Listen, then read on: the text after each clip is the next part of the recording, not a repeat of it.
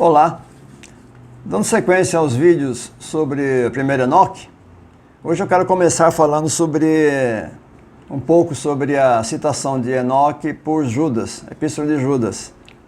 Eu vou usar como referência essa obra. É uma obra de um reverendo etíope, Brooke Ayeli Azale. Ele é reverendo da Igreja Evangélica Luterana na Etiópia. Ele é presidente de um seminário em Addis Abeba, chamada Mekane Jesus.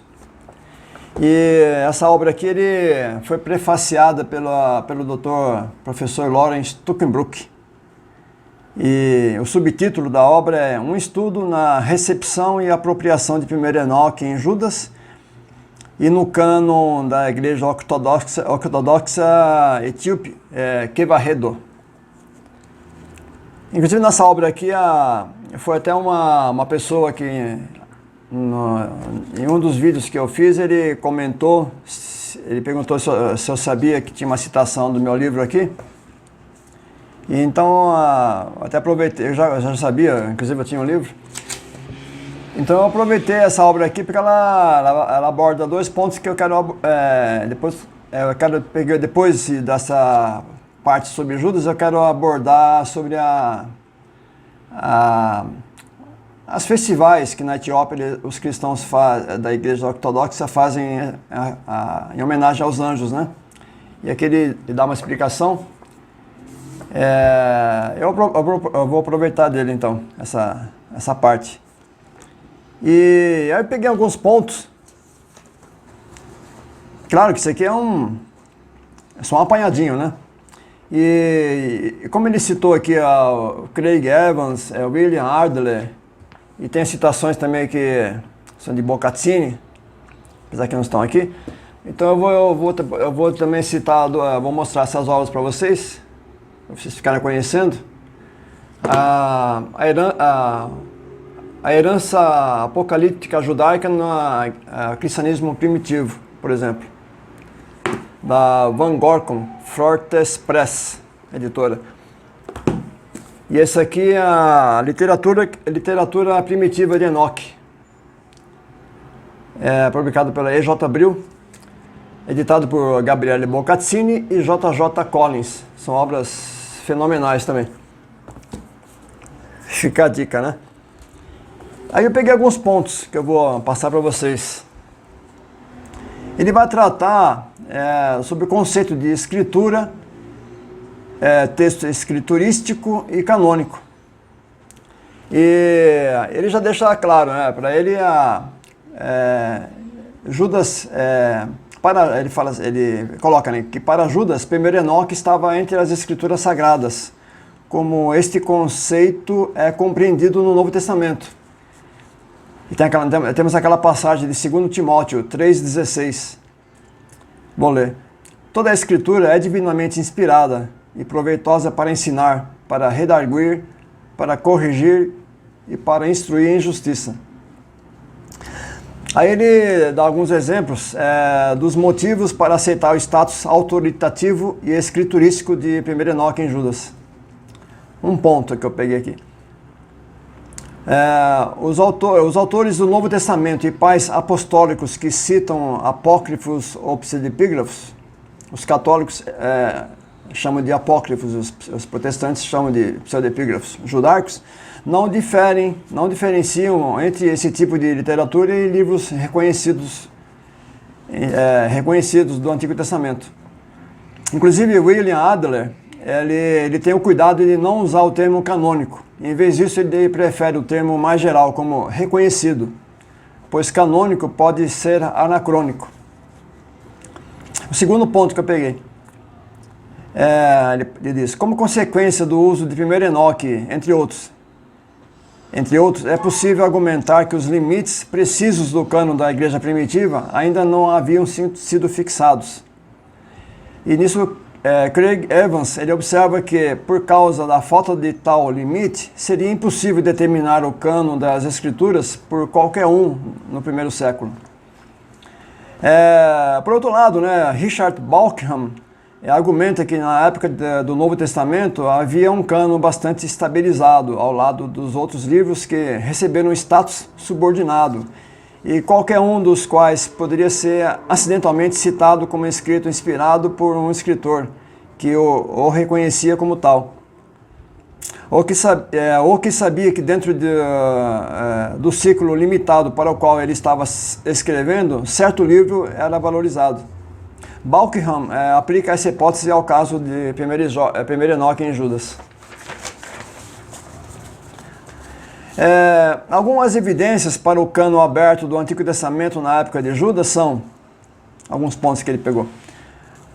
O uso da literatura extracanônica por diferentes grupos judaicos, incluindo a comunidade de Qumran, autores do Novo Testamento e os primeiros pais da igreja, que não fazem distinção clara entre o canônico e não canônico.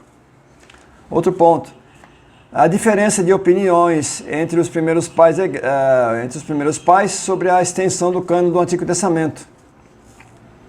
Outro ponto, a divergência nos códices da Septuaginta. Outro ponto é o fato de que em 70 depois de Cristo, o judaísmo e o cristianismo seguiram caminhos separados e assim estabeleceram os limites do cânon de forma relativamente independente um do outro. Um outro ponto que ele faz, ele coloca, perguntar se Judas atribui ou não status canônico a 1 Enoque seria enganoso. Tal afirmação requer um reexame da diferença entre a escritura inspirada e a escritura canônica. E uma pergunta, Judas tinha um conceito nitidamente definido de cânon? Aí eu peguei dois pontos, um de Nieuwsburg e outro de James Van der Kamp. Nieuwsburg observa que o fato de 1 Enoque não ter sido aceito como parte do cânon judaico dos rabinos não deve impedir o exame de seu status como escritura canônica em alguns círculos. James Van der Kamp argumenta que não apenas a profecia de Enoque, mas também o conteúdo de Enoque que Judas aceitava e utilizou, implica a autoridade escriturística de Enoque.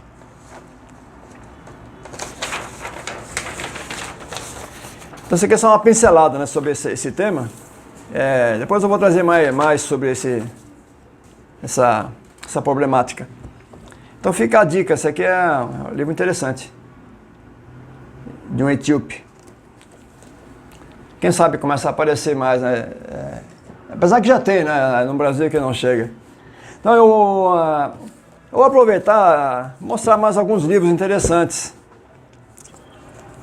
Que eu acho que isso aqui, no primeiro vídeo, eu mostrei assim, imagens de 1 Enoque, né, de Enoque, no caso em vitrais de igrejas, tumbas, tal. E essa escritora, ela fez essa obra e ela traz muitas imagens, mais imagens ainda, muito interessante. Esse livro aqui, o título é Como o profeta bíblico Enoque se tornou o Buda. Está em alemão. E a tradição judaica, e também a subtítulo, a tradição judaica como um dos primeiros exemplos de mediação intelectual interreligiosa entre Oriente e Ocidente. Aqui está.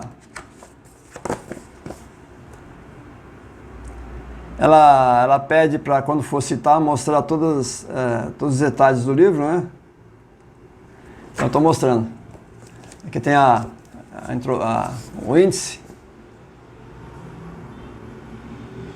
Então, não sei, regular aqui. Depois, quem quiser ver com calma, para o vídeo, né? Muito interessante. Mas são ela subdivide em muitos pontos. Mas para ter uma ideia. Como eu disse, não tem fim a utilização de Enoque. Depois quem quiser ver como é o verso do livro.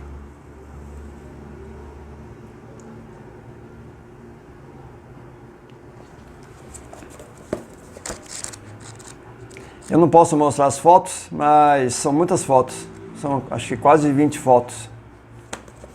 Mas fica outra coisa muito interessante. Outro livro, inclusive esse aqui foi um livro, uma colega minha de empresa, ela fez questão de comprar esse livro para me pesquisar. Antigos Contos dos Gigantes, de Conran e Turfan. Turfan fica ali na China. Aqui está o Matteo Goff, Lawrence Stuckenbrook e Enrico Morano. É uma obra também fantástica. Isso aqui parece um tratado de física. E até chinês também tem.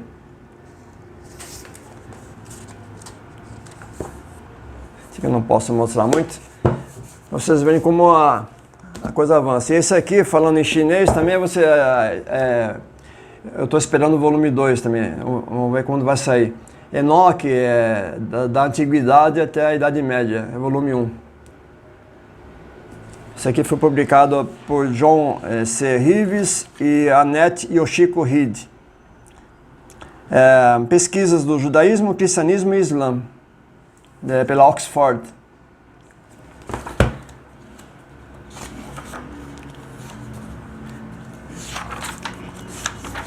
Esse tema está explodindo. Aqui eu vou mostrar o índice. Você vê que interessante. Vou virar certo aqui. São poucos capítulos.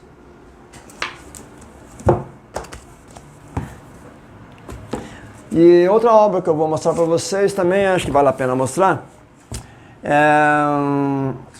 Aqui mais a segunda Enoque, né? Que eles trabalham, né? Mas eu vou mostrar para vocês. O mito da Fênix. Esse livro aqui é de 1972, pela E.J. Abreu.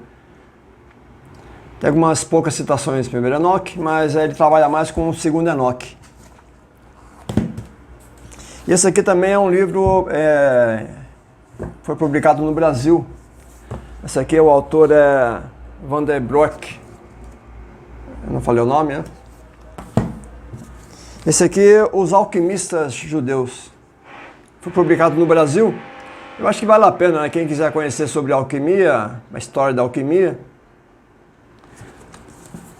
E foi publicado por Rafael Patai, pela editora Perspectiva. Aqui ele coloca um livro de história e fontes.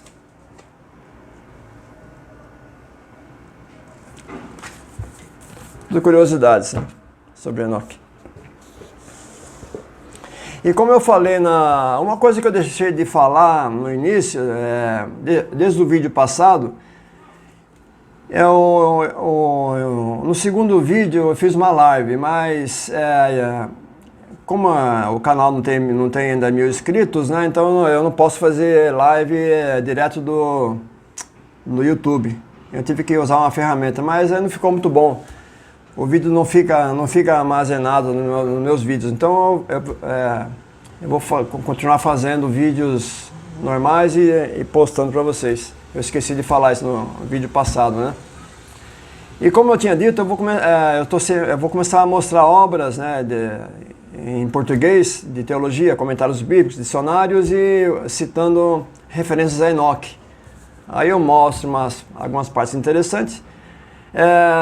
E eu leio num livro, se der a passagem, né? E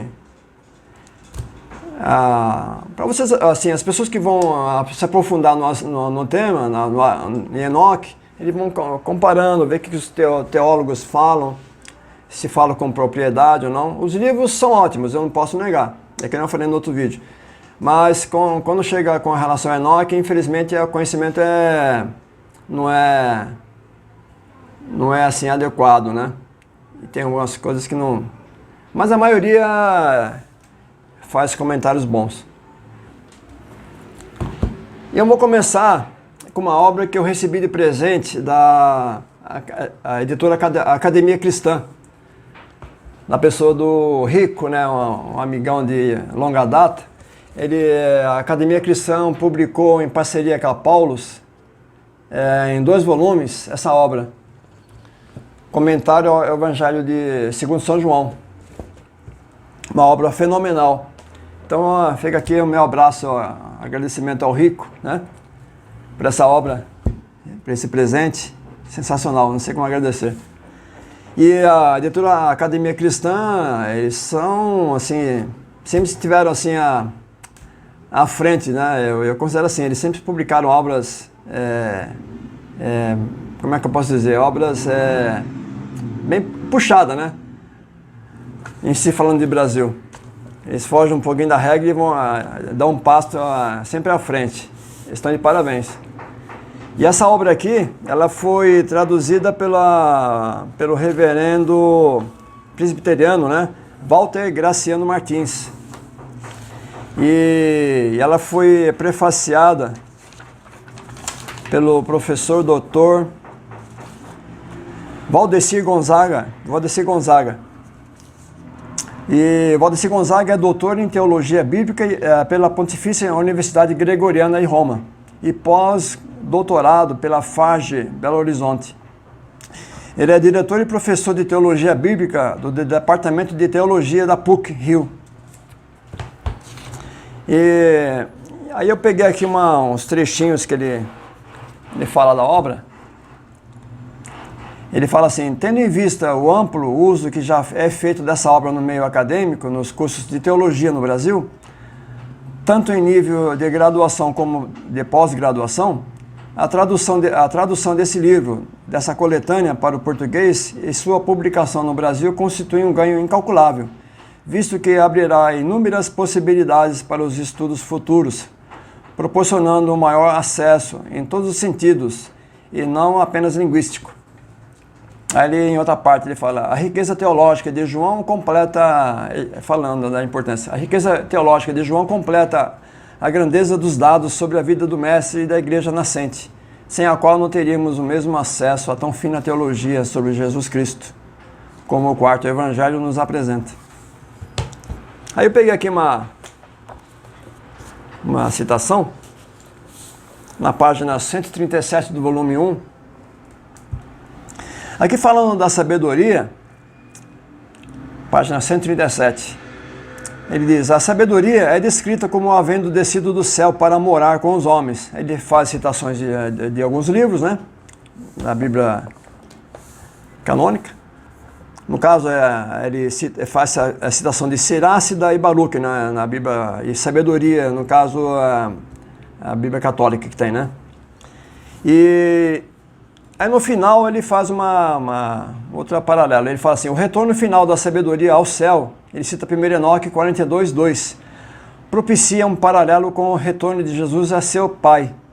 Aí eu vou ler para vocês 1 Enoque 42:2.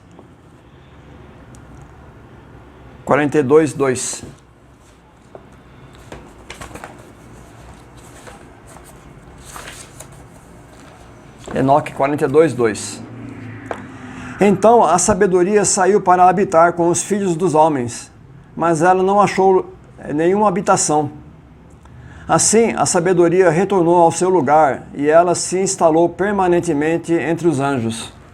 Enoque 42:2. Só uma citação simples, mas o forte dessa coleção não é Enoque, é que eu peguei esse paralelo. E agora eu vou pegar o volume 2, página 1000, entre outras citações. Aqui ele está falando sobre aquela passagem de Jesus preparar lugares, né, para os tal.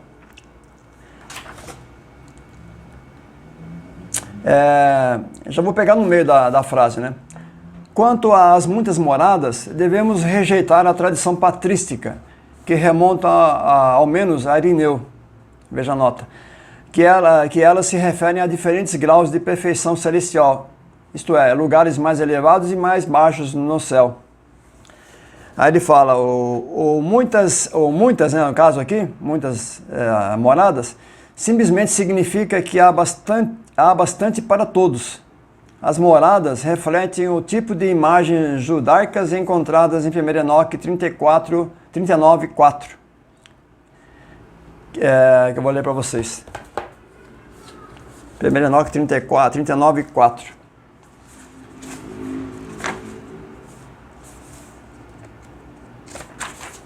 Eu não sou um bom leitor, não tenho uma ênfase perfeita. Enoque 39:4. Aí ele fala, ali eu vi outras moradas dos santos e também seus lugares de descanso. Aí ele faz outra citação de Enoque 41:2. Aqui eu vou citar... porque aqui tem um probleminha. 41:2. E ali eu vi a morada dos pecadores e a convivência dos santos. E meus olhos viram os pecadores, aqueles que negaram o nome do Senhor dos Espíritos, sendo expulsos dali e sendo arrastados para fora. E eles não podiam permanecer por causa da praga que procede do Senhor dos Espíritos. Aqui nessa edição, o professor Isaac, que traduziu do etíope para o inglês, como eu expliquei no primeiro vídeo, ele usou um manuscrito o mais antigo e tem alguns problemas. E no caso aqui, a pessoa quando vai ler essa edição, ela tem que sempre prestar atenção nas notas de rodapé. Porque aqui no versículo 2 ele fala, e ali eu vi a morada dos pecadores. E tem uma notinha. E na notinha fala que no manuscrito B, que ele cita, explica na introdução, fala em vez de pecadores, está dos justos. E no manuscrito C, dos eleitos. Então tem essas problemáticas. Então a pessoa quando vai ler essa edição tem que prestar muita atenção nas notas de rodapé. Pode parecer que está errado, mas ele usa as variantes. Então, resolve no rodapé. Então eu fiz duas citações simples dessa obra, mas indicando que é uma obra espetacular. E fica outra vez meu agradecimento ao Rico, na editora Academia Cristã, e parabéns por mais essa obra sensacional. Eles continuam nos surpreendendo, né? Aí eu vou citar mais uma obra da Academia Cristã, da Paulus, desculpa. A Ressurreição do Filho de Deus, N.T. Wright, da Paulus.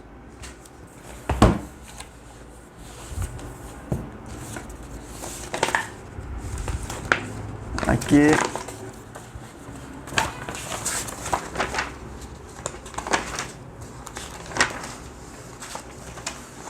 Deixa eu parar um pouquinho. Eu tive que dar uma paradinha. Continuando na Ressurreição do Filho de Deus, essa obra, ele faz, fica difícil pensar alguns versículos paralelos com o Novo Testamento, mas aí eu peguei aqui numa nota de rodapé, na página 236, onde o teólogo Otto Schwenkel, ele diz reconhecer indubitavelmente que essa passagem, Enoque 51, acho que é de 1 a 3, fala indubitavelmente sobre a ressurreição. Eu vou ler para vocês. Enoque 51, de 1 a 3. Nesses dias, o Sheol devolverá tudo o que ele recebeu, e o inferno devolverá tudo o que ele deve. Versículo 2. E ele escolherá os justos e os santos dentre os levantados da morte, pois o dia quando eles serão selecionados e salvos tem chegado. Nesses dias, o eleito se assentará no meu trono, e do conhecimento da sua boca sairão todos os segredos da sabedoria, pois o Senhor dos Espíritos os tem dado a ele e o glorificado. Bom, isso aqui a pessoa, ele faz muito assim citações de textos inteiros de Enoque, né? Quando ele fala da literatura pseudepígrafa. Aqui tem um livro pequeno, eu achei interessante, Pentecostes, de Robert P. Menzies.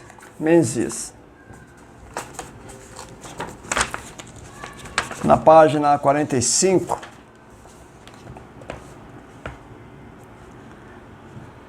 Página 44 e 45. Ele faz uma citação que eu achei interessante. Existem numerosas passagens que descrevem o Messias como carismaticamente dotado do Espírito Santo, com o Espírito Santo de Deus, para que possa governar e julgar. Aí ele cita um exemplo, Enoque 49, 3, 62, 2. 49, 3.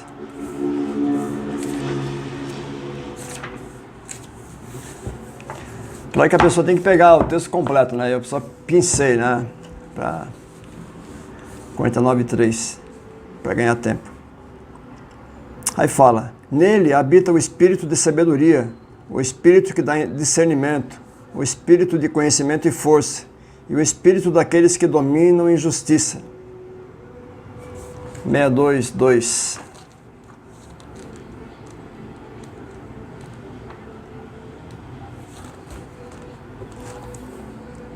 O Senhor dos Espíritos tem se assentado no trono de sua glória, e o Espírito de justiça transbordou sobre ele. A palavra de sua boca matará os pecadores, e todos os opressores serão eliminados diante da sua face.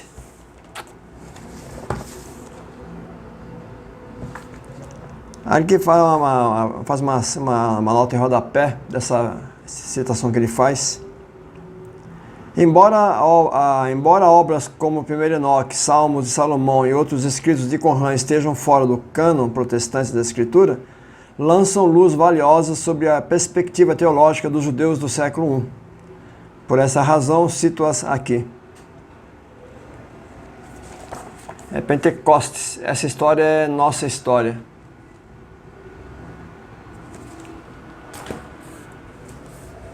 Eu selecionei também o Apocalipse de Grant Osborne.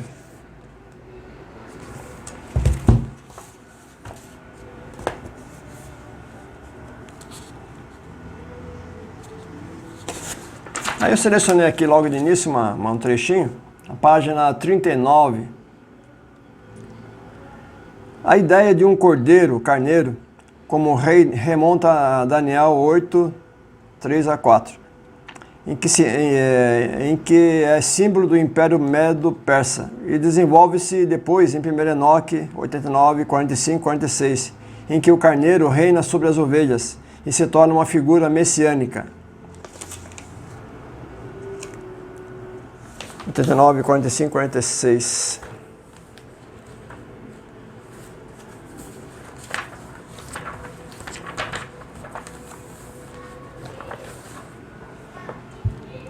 Assim, o Senhor das ovelhas enviou a uma outra ovelha e a promoveu para se tornar um carneiro e para conduzir as ovelhas no lugar daquela ovelha que havia abandonado a sua própria glória.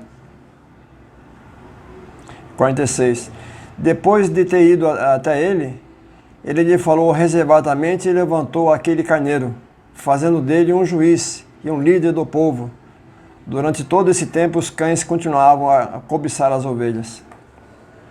Esse capítulo aqui, 89, é muito grande, muito extenso. Mas aqui são muitas citações.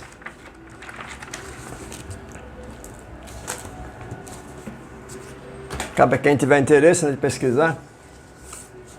Aí eu peguei também essa obra, Comentário Bíblico Pentecostal, da CPAD. Aí eu não falei a editora, né? Da Pentecostal é CPAD, Pentecostes, né? Pentecostes CPAD. E esse da Apocalipse da Osborne é a editora Vida Nova. Esse comentário pentecostal, comentário bíblico pentecostal da CPAD, 2 volumes. Ele foi publicado também em um volume. Separado. No volume 1, na página 12,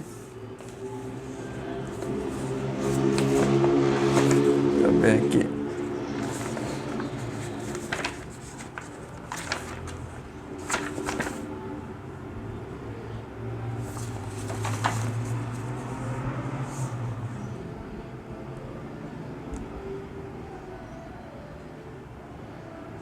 Aqui ele faz uma citação, página 12. Jesus dá início à última época ou à conclusão da história da salvação, o que é paralelo a uma divisão das eras encontradas no livro pseudepígrafo de Enoque. Aí ele fala assim, mas isso na melhor das hipóteses não passa de uma conjectura. Ele cita Brown, 97, página 75.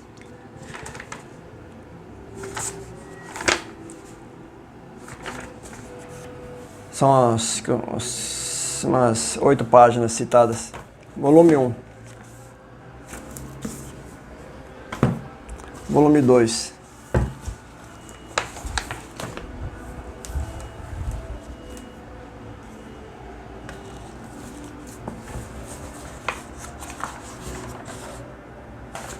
Deixa eu dar um tempinho aqui. Então, continuando, no volume 2, eu selecionei aqui uma passagem. São várias citações, mas eu esqueci de pontuar uma em específica. Aqui tem uma... Ele pega assim, eu vou pegar no meio da expressão, da frase. A expressão Senhor da Glória consta diversas vezes no livro não canônico de 1 Enoque, como uma expressão que se refere a Deus. 22:14. Nesse momento eu bendisse ao Senhor da Glória, e eu disse, bendito sejas meu Senhor, o Senhor da justiça que reina para sempre.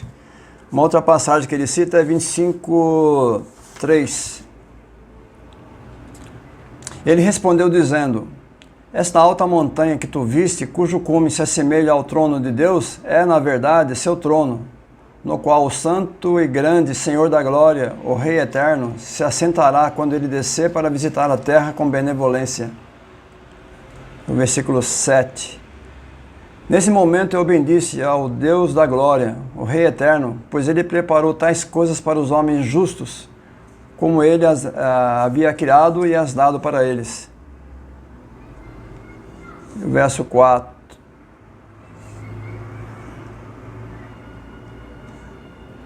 Aqui eles erraram. Mas tá bom. São várias citações pequenas no volume 2. Então, comentário bíblico pentecostal, volume 2. Depois eu vou fazer um arquivo e deixar em algum site todas as citações que eu encontrei nesses livros, porque depois eu vou completar a bibliografia desse, né? A futura edição. E tudo isso aqui eu vou jogar na bibliografia.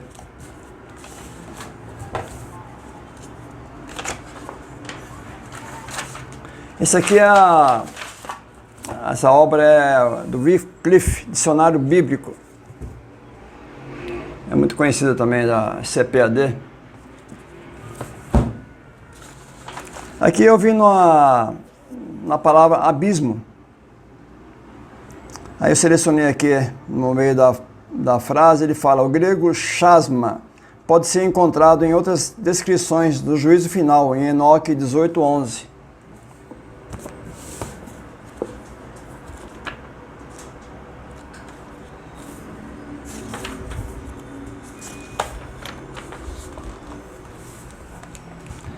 E eu vi uma cova profunda, com fogo celeste nos seus pilares. E eu vi no meio deles descendo pilares de fogo que eram sem medida, tanto na altura como na profundidade. Aqui também são várias citações esparsas, né? Mas é como eu falei, isso aqui é cansativo para quem não tem interesse no livro de Enoque. Só terá interesse aquelas pessoas que queiram avançar no estudo, né? Vão fazer a comparação, o que os teólogos, esses comentaristas fizeram sobre o livro e o que realmente o livro fala, né? Então é isso, esse vídeo fica por aqui. Eu vou separar mais as obras, né? Eu cometi algumas falhas aqui, eu tive que pausar o vídeo. E quem sabe no próximo eu faço com mais, sem cansar mais, tá bom? Sem cansar muito. Então até a próxima. Obrigado.